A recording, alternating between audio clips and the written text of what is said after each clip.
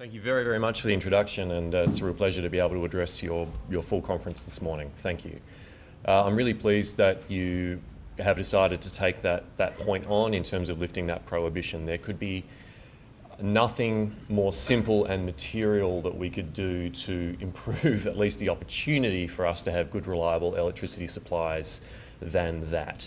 As Warren said yesterday, the idea of having a prohibition on something because it is perceived to be uneconomic is naturally ludicrous. We don't prohibit Ferraris. I mean, you know, it's a bad, I can't afford it, but someone can, good for them. So I think that's great. Now what I'd like to do today is give you a bit of a framework for understanding energy overall, how it fits in with the bigger picture of our world and where we might be going and where I certainly hope we might be going.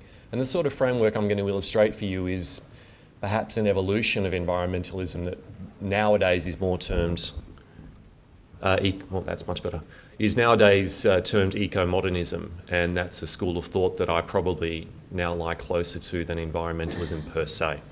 So I want to talk about how plentiful clean energy unlocks human potential, because it certainly does.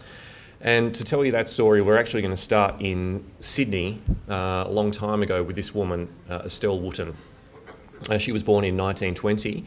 She was the daughter of Australia's preeminent general, Major General Sir George Frederick Wooten. You'll find his portrait in the National Gallery, and Douglas MacArthur lauded Wooten as Australia's finest soldier. And Wooten accepted surrender of the Japanese after World War II. And so Estelle was part of that post-war generation. Her father fought in nearly every major theatre of Australian war. She was quite a remarkable person for a range of reasons. And one thing that I loved about her is that she said, my father, the late Major General Sir George Wooten, was responsible for turning back the Japanese in New Guinea. But I've always felt there's no good in letting old enemies linger. And the greatest way of understanding people is speaking their language. So I started Japanese. So she's a fairly modern woman from a while ago, quite a remarkable person. And in a sense, it's a little allegorical for why I'm here today. Libertarianism is not my default frame of reference whatsoever. But we have challenges in our community, our society, and our world that demand that we learn to speak each other's language. So that's why I'm here. I'm interested to hear how you view the world and how you see things, and I'm hoping that you're interested in how I view the world and how I see things, because none of us are big enough on our own to really get anything meaningful done. And so finding common ground and common values is a good idea, and learning to speak each other's language is a good idea. But what was particularly cool about Estelle is that she learned Japanese after having 15 children. So, you know, she was a trier. She was a worker. They also fostered children in their backyard, and they had families, men who couldn't find work and were homeless after the war. They were a very charitable, giving Catholic family. She's quite a remarkable woman. And I think I have one more photo of her there, which is pretty cool. Now, in case you can't already tell, I have a connection with Estelle. She's my grandmother. So the woman top centre is my mum Mary, who's back in Adelaide right now looking after my kids.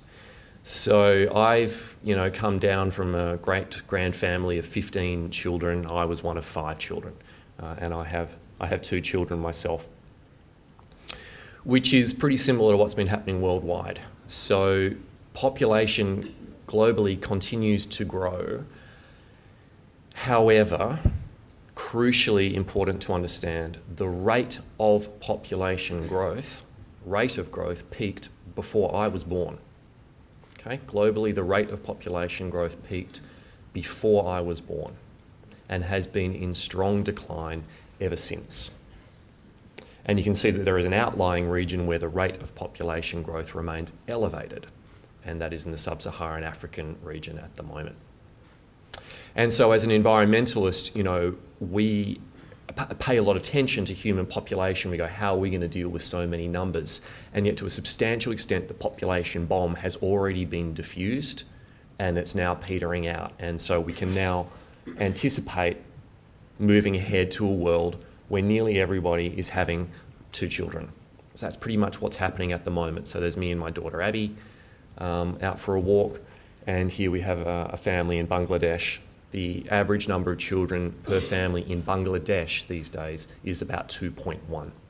It happens really quickly. Okay, as soon as opportunity is introduced, particularly as soon as economic opportunity is introduced for women, the opportunity cost of having more children becomes very high. The benefits of having fewer children becomes very high. The availability of healthcare, vaccination, means that children are less likely to die, so you're not hedging your pets a little bit by having more children.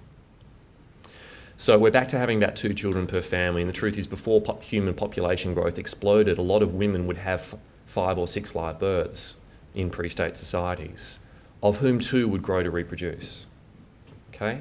So pre-state societies, as Hans Rosling says, were not living in harmony with nature. They were dying in harmony with nature. Okay, and now we are learning to live in harmony with nature. It takes time to change, but it does change. So as you can see, where the world is fertility, it probably doesn't surprise you to know that Germany is underneath the global average, but it might surprise you to know that India is also now underneath the global average, as is Bangladesh, Brazil, and China. Wouldn't surprise you at all. But again, you can note the outlier there. What's going on? Obviously, something's going on. It is very important that we continue this trend, and we do have some choices about whether that trend is going to end on the high end of an envelope or the low end of an envelope. So if we turbocharge some of these interventions with a focus on particularly women's health and children's health and accelerate economic development, we are more likely to land at the bottom end of this envelope by about mid-century rather than the top end, and that will have a material difference on our environmental challenges. So it's worth doing. And fortunately, it's predominantly things that are loving for our fellow humans that help us get there. So hating humanity is not the way to a lower population. Loving humanity is the way to a lower population. Bringing these people opportunity and health is the way to a lower population. Once they have that, everyone very readily chooses a smaller family. It's a remarkably strong phenomenon. And so again, we need to change that envelope in that part of the world if we are to bring down the global average. And that is really hugely correlated with energy. So economic development and growth and the human development indices that the United Nations publish, the correlation with per capita energy consumption is, quote unquote, from the published peer-reviewed paper, undeniable. Unless we bring energy to people, they are existing in a state of semi-subsistence and semi-survival, and we can't expect too much more of them. I occasionally use firewood. It's called camping. Okay, it's a little holiday I take for a couple of days, and it's fun and I feel refreshed at the end of it, but it's hard work. Okay, chopping wood out in the bush in Adelaide. It's hard work, and I don't have time for a lot more than that, than gathering the fuel to keep me warm at night and do some cooking. So that's the way a lot of people in the world, believe it or not, are still living. And then if we are interested in our natural world, it's important to think, what does this energy use mean for the rest of nature? So for that, I'm just going to move from the breeding of humans to the breeding of animals for a moment. My great-grandmother was, for all the nuclear people in the room, she was an early generation fast breeder. Ah, it's good. Some rooms that one falls dead flat. Anyway, there you go. That's not bad. Other animals also breed very quickly. General rule of thumb, smaller the critter, faster the breeder. Vinegar flies are really fast. Rats and rabbits are really fast. Bigger the animal, slower the breeder. Large mammals, elephants, and of course whales are pretty slow breeders. Now, for a really, really long time, virtually everyone in the world was hunting whales. There was no particular moral distinction between Australians, Norwegians, Japanese, and Americans, and people in the Middle East. We were all hunting whales like crazy. And the reason we were all hunting whales is because they were a crucial part of our economy. So the oil from whales was incredibly, incredibly valuable. And it was mainly, one of the predominant uses was kerosene, oil for lamps, for lighting and heating. Now here is a cartoon from Vanity Fair in about 1896. It's called A Whale of a Time. And you have your sperm whales in tuxedos and ball gowns celebrating the discovery of mineral oil in Pennsylvania. It's legit. It's legit. So a satirical cartoonist in the late 19th century understood that the discovery of fossil fuels was going to help save whales. And the cartoonist was right. So the first step to saving whales is having a substitute for what whales were giving us. Okay? It's much easier to love something when you don't need to kill it to survive. Okay? And indeed it did temporarily. What you have there is a rebound effect. Then the use of fossil fuels allows us to power our ships to go out further into the ocean and hunt more whales, okay, for more purposes for whale oil, including all sorts of uses for oils in lipstick, makeup, whale oil was going into everything. And so we needed more substitution to come in, and that's the phenomenon we're talking about here. Hydrogenated vegetable oils were the next crucial substitute for whale oil. So this was an absolute slaughterhouse in the 20th century. By the time we got around to banning whaling in around 1989, hardly anybody was whaling anymore.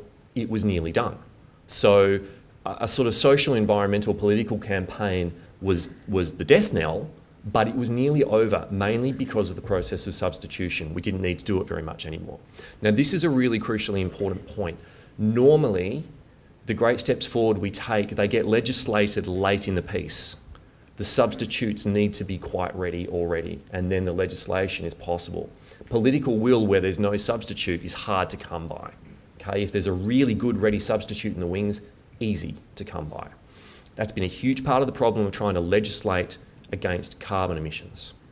Right? Unless we've got a really sensible, reliable substitute, it's a shit fight every time because we don't really quite know how we're going to do it.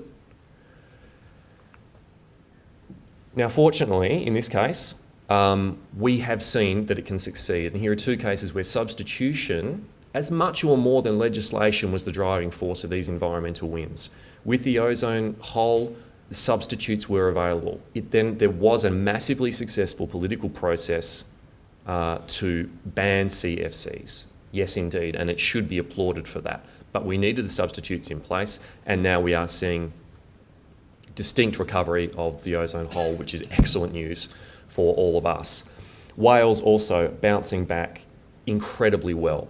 Some species more than others, though, it has to be said. So southern rights are doing fabulously well, which is excellent. Antarctic blue whale, really slow to recover. So we nearly wiped them out.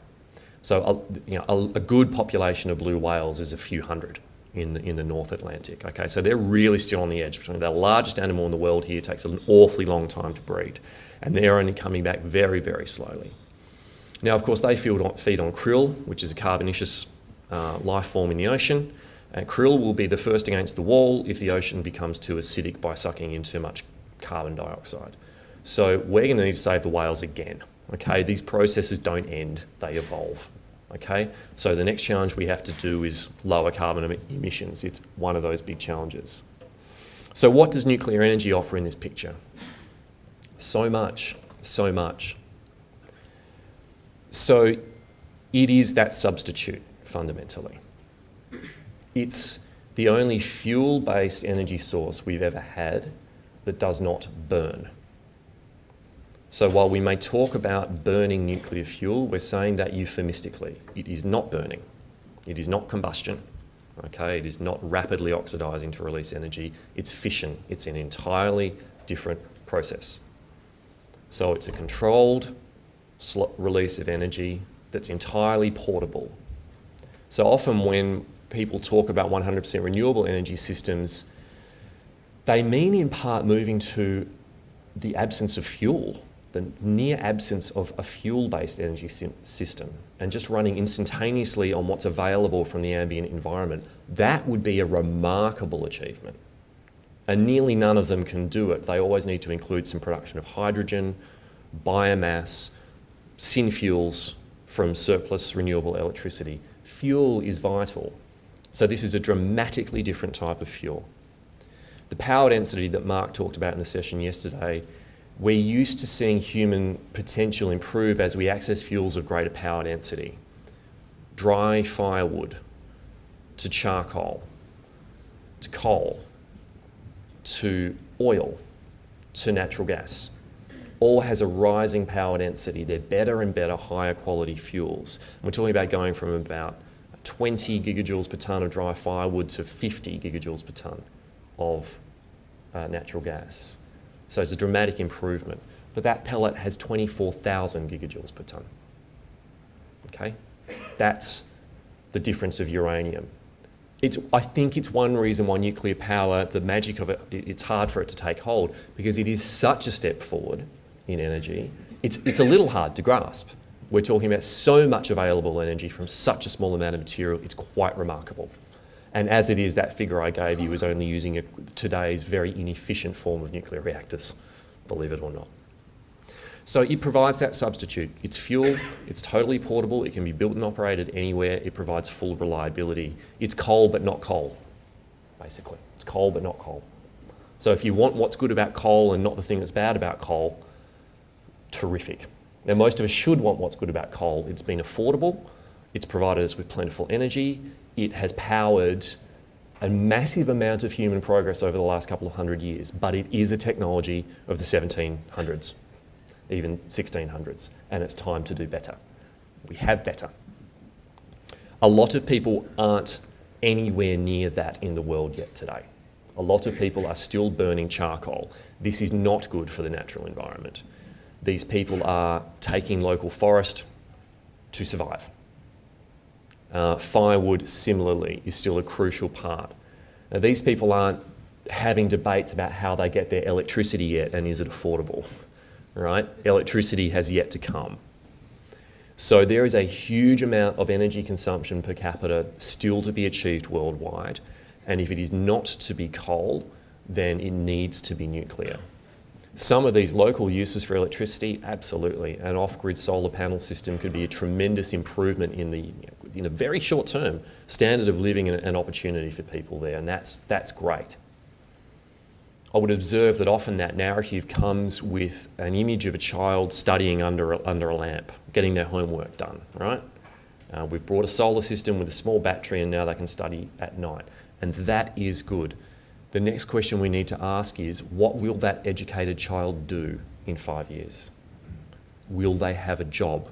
Or will they just be well educated and frustrated, still living in a subsistence economy? That's a very important difference between what those off-grid renewable technologies can offer and what industrialisation with clean energy provides. That's a really, really big difference. It's incredibly dangerous if you're not using nuclear power. Indoor air pollution and outdoor air pollution is one of the greatest killers in the world today, worldwide. Particularly in these settings, it's really, really lethal. The suggestion that nuclear radiation is dangerous, well, it's certainly hazardous if you get yourself into a really, really silly situation.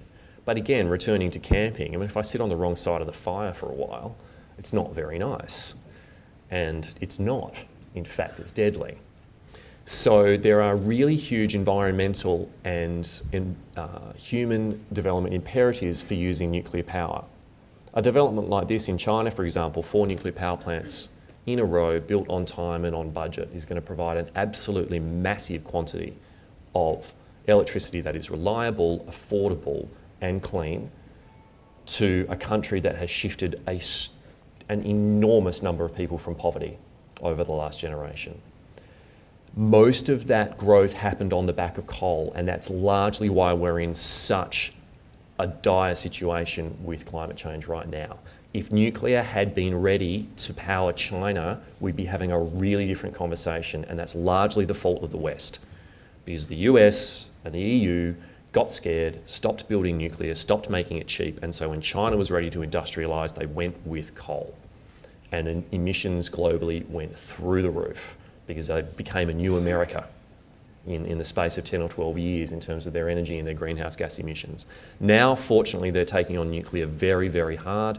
They've just declared 8 new units and they're getting ready to export, which is good news for Australia because that's another competitive player that might sell us affordable nuclear power.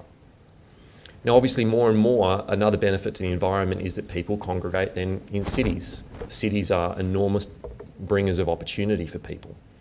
And so how do we power our cities sustainably? Hopefully with something that takes up not very much room, that can provide a lot of energy really close to the load and really close to the demand. These, again, are good trends for the environment. If we want a world where we can have and enjoy wilderness and wild creatures and wild spaces and wild animals, we should leave it alone, which is much the life I lead now. I live very, very happily in a city, and then I go and seek wild places when I need them and cherish them when I find them. But I don't live with them, and people in those circumstances will tell you, we hate lions. They eat us, right? They are dangerous, they make us afraid, and we hate elephants. They're destroying our crops, and we can't afford to lose one. Once you're in a position of personal human security, you can cherish these animals. It's very hard to cherish them when they're going to kill you or destroy your livelihood. We were the same. We were exactly the same. Shooting dingoes, still are the same, shooting dingoes. Most people begin their life in cities in places like this, these informal settlements that begin on the edges of cities. So the idea that we aren't going to need these dense, high volume energy sources close to cities is fallacious. We really, really are. Now, this looks terrible for us, and I've walked in places like this, and in many ways it is. In other ways, at ground level, you find there's enormous enterprise, opportunity, courage, and over time these sort of settlements tend to formalise, and these people are going to need to move onto the grid. And as they are, they're moving out of natural spaces, and we're coming together in cities.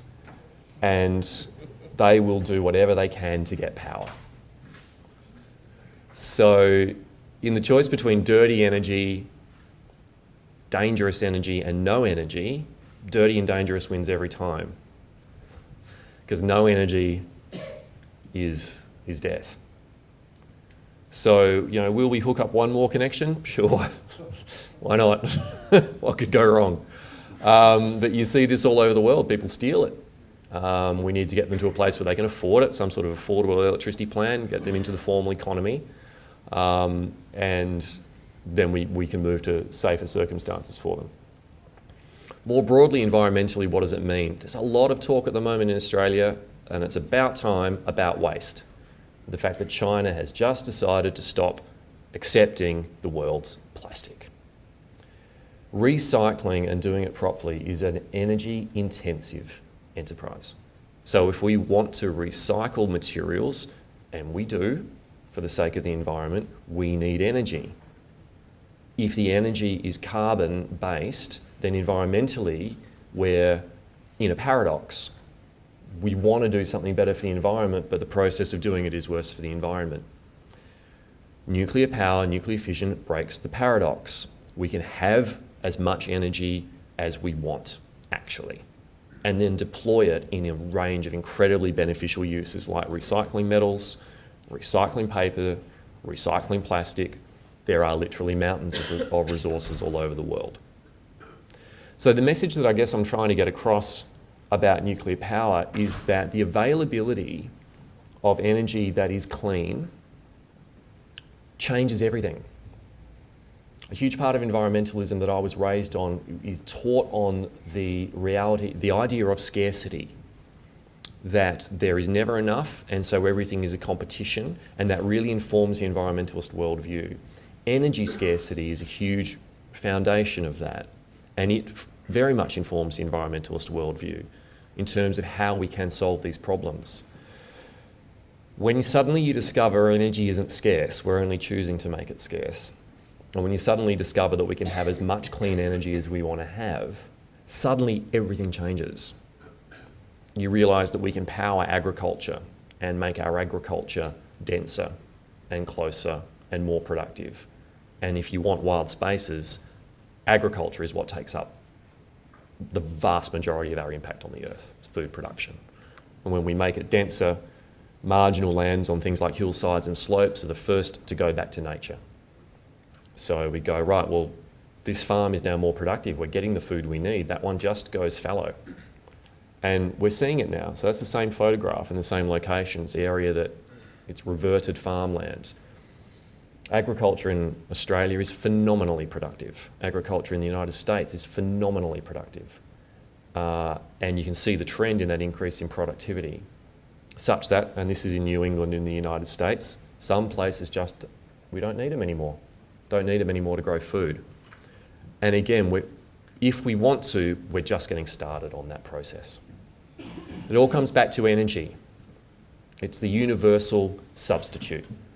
With energy and human ingenuity and ideas, we can do nearly anything when we bring them together, provided the energy source we're using is clean and plentiful and affordable.